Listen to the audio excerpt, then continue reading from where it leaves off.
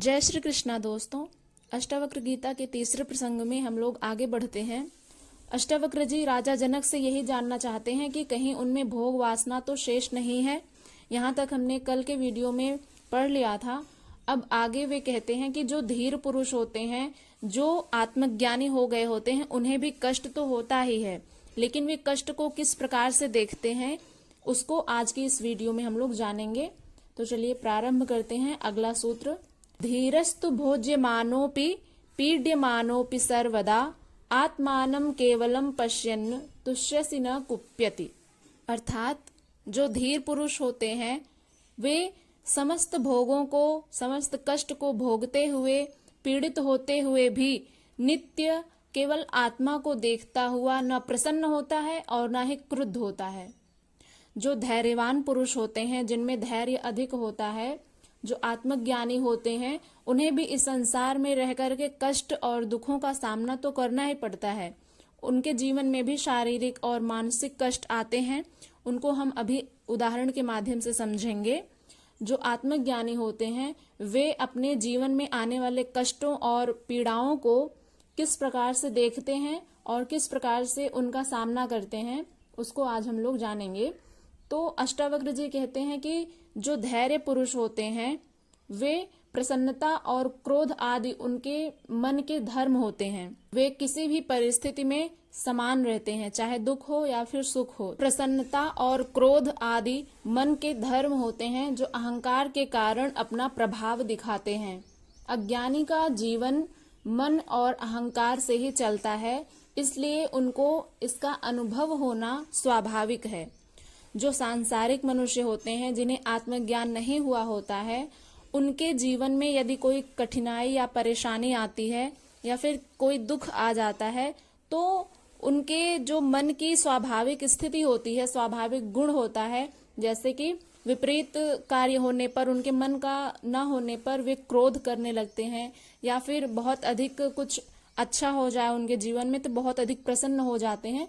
तो ये उनके मन के स्वाभाविक गुण धर्म होते हैं। और जो धीर पुरुष अर्थात आत्मज्ञानी होते हैं वे भी तो भोग को भोगते ही हैं। वह प्रारब्ध कर्मों का भोग भी भोगता है। संसार में रहकर आवश्यक कर्म तो उसे भी करने ही पड़ते हैं। उपस्थित भोगों को भी भोगता है। ऐसे कई भोग उसे भी भोगने पड़ते हैं जिनसे उन्हें पीड़ा भी होती है। जैसे उदाहरण के तौर पर देखते हैं, रामकृष्ण जी को कैंसर की पीड़ा हुई थी। भगवान श्री कृष्ण के पांव में बाण लगना, जीसस का सूली पर लटकना, सुकरात व मीरा को भी जहर देना आदि से उत्पन्न पीड़ाओं को आत्मज्ञानी भी भोगता ही है। लेकिन वह उस पीड़ा को, उस दुख को किस प्रकार से देखता है उसको जानते हैं कि जो आत्मज्ञानी है उसके जीवन में यदि इस प्रकार के कष्ट आते हैं, जैसे कि भगवान श्री कृष्ण ने, रामकृष्ण ने, जीसस ने, सुकरात और मीरा ने, इन सब के जीवन में भी शारीरिक और मानसिक कष्ट आए, लेकिन वे सम्मान और प्रशंसा आदि भी पाते हैं। किंतु इन दोनों परिस्थितियों में वह केवल आत्मा को ही देखता हुआ प्रसन्नता एवं क्रोध जैसे मानसिक भावों से मुक्त ही रहता है। यानी चाहे उसे अधिक प्रसन्नता मिल जाए, चाहे उसका बहुत अधिक सम्मान होने लग जाए, या फिर उसके शारीरिक कष्ट पहुंचाने के लिए ये सांसारिक मनुष्य जो उसको जहर का प्याला भी दे देते हैं, तो ऐसे में भी वो आत्मज्ञानी व्यक्ति, आत्मज्ञानी पुरुष अपने उन दोनों ही परिस्थितियों में अपने मन की स्थिति को संयमित रखते हैं। उन दोनों को ही आत्मा को देखते हुए प्रसन्नता एवं क्रोध जैसे जो मानसिक भाव होते हैं, इनसे वे मुक्त रहते हैं।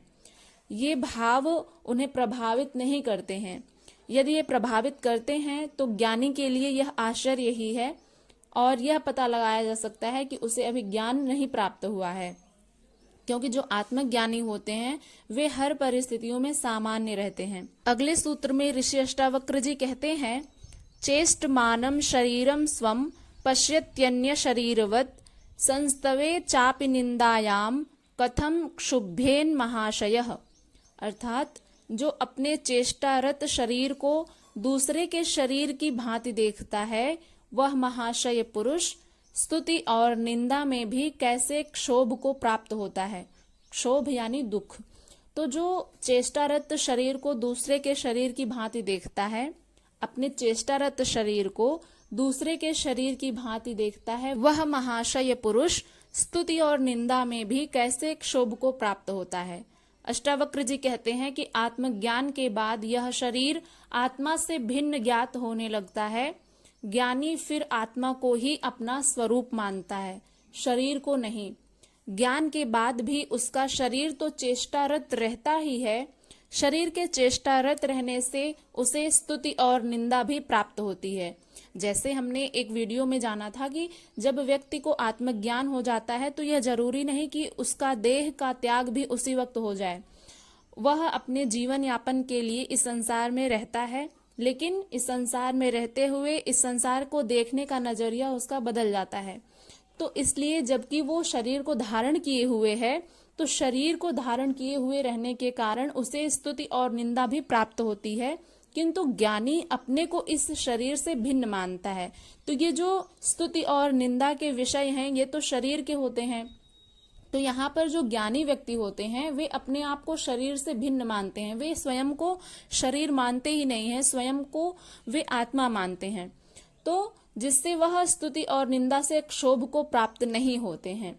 क्षोभ तब प्राप्त होता है जब वह इस स्तुति और निंदा को अपनी स्तुति और निंदा समझता है। ज्ञानी इन्हें इस प्रकार से देखता है जैसे यह निंदा और स्तुति किसी और की जा रही है। शरीर से आत्मा का संबंध विच्छेद होने पर ही ऐसी प्रतीति होती है। अब जैसे इसको थोड़ा सा सरलता से समझने का प्रयत्न करते हैं कि जैसे एक आत्मज्ञानी पुरुष है तो वह स्वयं को आत्मा मानता है, आत्म स्वरूप मानता है, वह स्वयं को शरीर नहीं मानता।